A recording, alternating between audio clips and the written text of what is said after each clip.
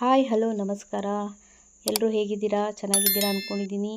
ನಾನಿವತ್ತು ನಿಮಗೆ ಕೃಷ್ಣನ ನೆಚ್ಚಿನ ನವಿಲುಗರಿ ಬಗ್ಗೆ ಇನ್ಫಾರ್ಮೇಷನ್ ಕೊಡೋಣ. ಅದನ್ನು ಮನೇಲಿಟ್ಕೊಂಡ್ರೆ ಏನು ಪ್ರಯೋಜನ, ಏನು ಉಪಯೋಗ, ಇದು ಕೃಷ್ಣನ ಮೆಚ್ಚಿನದೇನಾಯಿತು, ಏನು ಕೃಷ್ಣನಿಗೂ ನವಿಲಿಗೂ ಇರೋ ಸಂಬಂಧ ಏನು ಅನ್ನೋದನ್ನ ಇವತ್ತು ತಿಳ್ಕೊಳ್ಳೋಣ.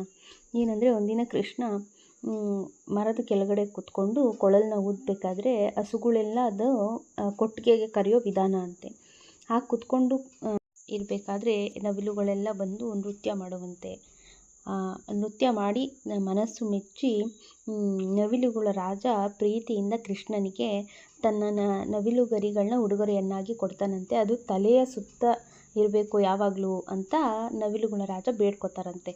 ಇದರಿಂದಾಗಿ ಶ್ರೀಕೃಷ್ಣ ಯಾವಾಗಲೂ ತನ್ನ ಮುಡಿಯೊಳಗಡೆ ನವಿಲನ್ನು ಇಟ್ಕೊಂಡಿರುವಂಥದ್ದು.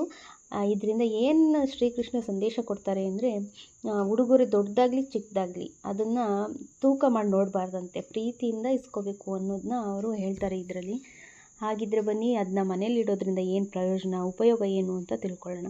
ಇದನ್ನು ಮನೇಲಿಡೋದ್ರಿಂದ ಸಂಪತ್ತು ವೃದ್ಧಿಯಾಗುತ್ತೆ, ಧನ ಕನಕ ಹೆಚ್ಚಾಗುತ್ತೆ, ಗಂಡ ಹೆಂಡತಿ ಮಧ್ಯೆ ದಾಂಪತ್ಯ ಜೀವನ ಚೆನ್ನಾಗಿರುತ್ತೆ, ಪ್ರೀತಿ ವಾತ್ಸಲ್ಯ ಹೆಚ್ಚಾಗುತ್ತೆ, ನಿದ್ದೆ ಇಲ್ದಿದ್ದವ್ರಿಗೆ ತುಂಬ ಚೆನ್ನಾಗಿ ನಿದ್ದೆ ಬರುತ್ತಂತೆ.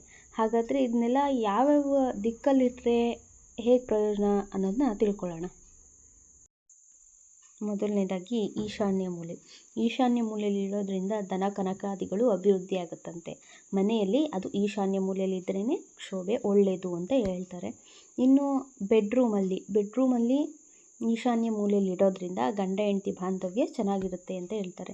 ಇನ್ನು ನಿದ್ದೆ ಬಂದೇ ಇರೋರಿಗೆ ಕೆಲವೊಬ್ಬರು ಟ್ಯಾಬ್ಲೆಟ್ಸ್ ತೊಗೊಂಡಿರ್ತಾರೆ ನಿದ್ದೆಗೋಸ್ಕರ. ಇನ್ನು ವಯಸ್ಸಾದವ್ರಿಗೆ ನಿದ್ದೆ ಬರಲ್ಲ, ನವಿಲುಗರಿಯನ್ನು ಕೆಳಗಡೆ ಇಟ್ಕೊಂಡು ಮಲಗೋದ್ರಿಂದ ತುಂಬ ಚೆನ್ನಾಗಿ ನಿದ್ದೆ ಬರುತ್ತಂತೆ. ಗೊತ್ತಾಯ್ತಲ್ವ ಫ್ರೆಂಡ್ಸ್, ನವಿಲುಗರಿನ ಮನೇಲಿ ಇಟ್ಕೊಳ್ಳೋದ್ರಿಂದ ಎಷ್ಟೊಂದು ಪ್ರಯೋಜನ ಇದೆ ಅಂತ.